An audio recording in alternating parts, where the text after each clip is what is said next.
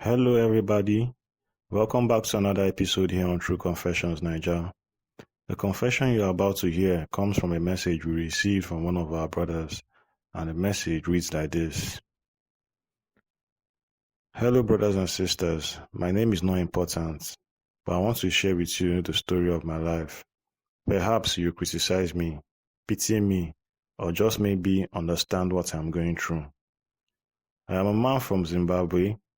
I never imagined I would one day be living in Europe, but life has a strange way of pushing us into places we never thought we would end up. Sometimes I ask myself if I am still a man, or if I have completely lost myself in the journey. Let me start from the beginning. I was working in Cape Town, South Africa. Just a simple man, working as a waiter in a busy restaurant. My life was nothing special. Wake up, work, eat, sleep, until one day, everything changed. That was the day I met her. She was beautiful, elegant, and confident. She had this aura about her, like she belonged to a different world. I later found out she was living in the United Kingdom and had only come to South Africa for vacation.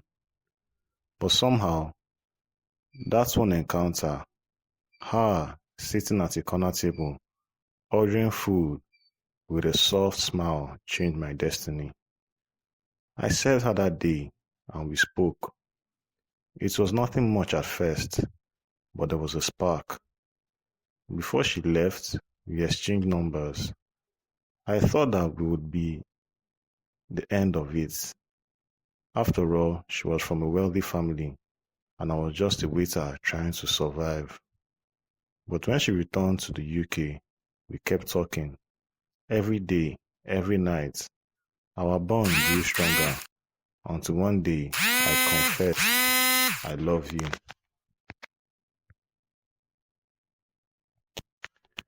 To my shock, she said she loved me too. In the beginning, I thought God had blessed me. Out of all the men in the world, she chose me, a poor man with nothing to offer but love. But there were red flags. She told me she had never been married before. She said she had no children. She even claimed she was still a virgin. But when we slept together, I realized it was not true. She gave excuses. Something about playing tennis, and that some women don't bleed the first time. My heart told me it was a lie. But my love for her was stronger than my doubts. I kept it a secret from my family. To them, I painted a picture of a perfect woman. They didn't know that she had once been married to a white man in the UK, or that she already had children. When she asked me to return to Zimbabwe, I trusted her. She sent me a bus ticket from Cape Town to Harare. When I arrived, one of her cousins picked me up. She took me to her uncle's house, and for the first time, I saw just how wealthy her family was. The house was like a palace. For a moment, I thought I had stepped into a dream, but that dream quickly turned into a nightmare. Her uncle told me bluntly that he did not trust me. He said I couldn't join my wife in the UK yet. Instead, he wanted me to work for him first. So from being a waiter in Cape Town, I suddenly became a gardener in Zimbabwe. No salary, no dignity, just sweat and hope that one day they would allow me to join my wife. When the time came for us to marry, everything was rushed. Her uncle gave me only 2 months to prepare. I had no money for bride price, no money for the wedding.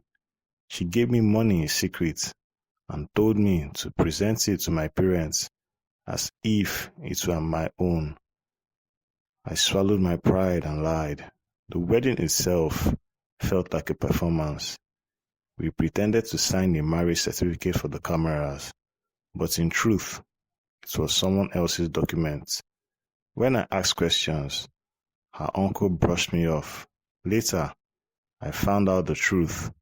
She was still married to her husband in the UK at the time. When I finally joined her in the United Kingdom, the woman I met there was not the same woman I fell in love with in Cape Town. In Cape Town, she was gentle, humble, and loving. In the UK, she became harsh, controlling, and sometimes violent.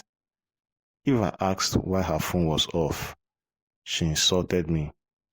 If I asked why she came home later, she shouted at me. Sometimes, she even threatened to send me back to Africa. I felt like a prisoner, not a husband. When I complained to her uncle, hoping for help, he humiliated me.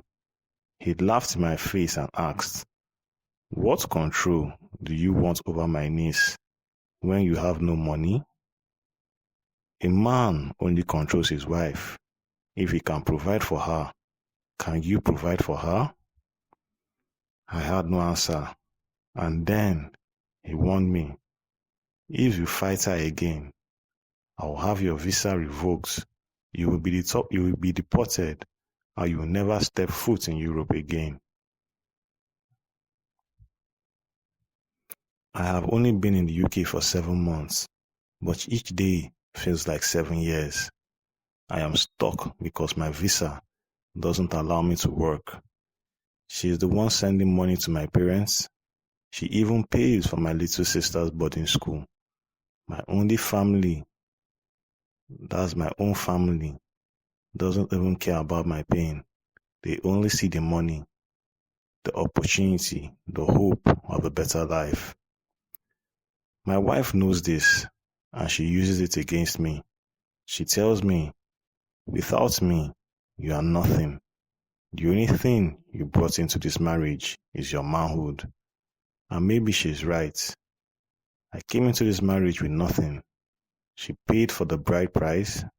Her uncle funded the wedding. Even the clothes on my back were bought with her money. When I arrived in the UK, I discovered more secrets. She had 2 children. At first, she said they were her cousin's kids. Later, she confessed they were hers. She lied because she thought I would leave her if I knew. But by then, I was already deep in love with her. Yes, I forgave her, but now she mocks me. She says the only reason I forgave her was because I was desperate to stay in the UK. She tells me that I never loved her. I only loved the idea of escaping poverty. But the truth is, I do love her. Even now, despite everything, I love her. And that is what breaks me the most. If I try to divorce her now, my visa will be revoked. It could take 15 years before I am fully independent, before I can stand on my own feet. Until then, I am at her mercy. My family pushes me to endure because they depend on her support. My mother even insults me when my wife complains to her. To my family, this is not about my happiness. It's about survival. I feel trapped, humiliated, powerless. Sometimes I wonder if this is really marriage, or if I sold my soul for a visa. Brothers, sisters, I'm sharing this story not because I'm looking for pity. I'm looking for advice. What does a poor man like me do? Should I keep enduring until I secure my future? Or should I walk away, even if it means losing everything? I came into this marriage with nothing. I gave everything I had. My loyalty, my love, my heart. But now I am treated like nothing more than a toy. I don't know how much longer I can hold on.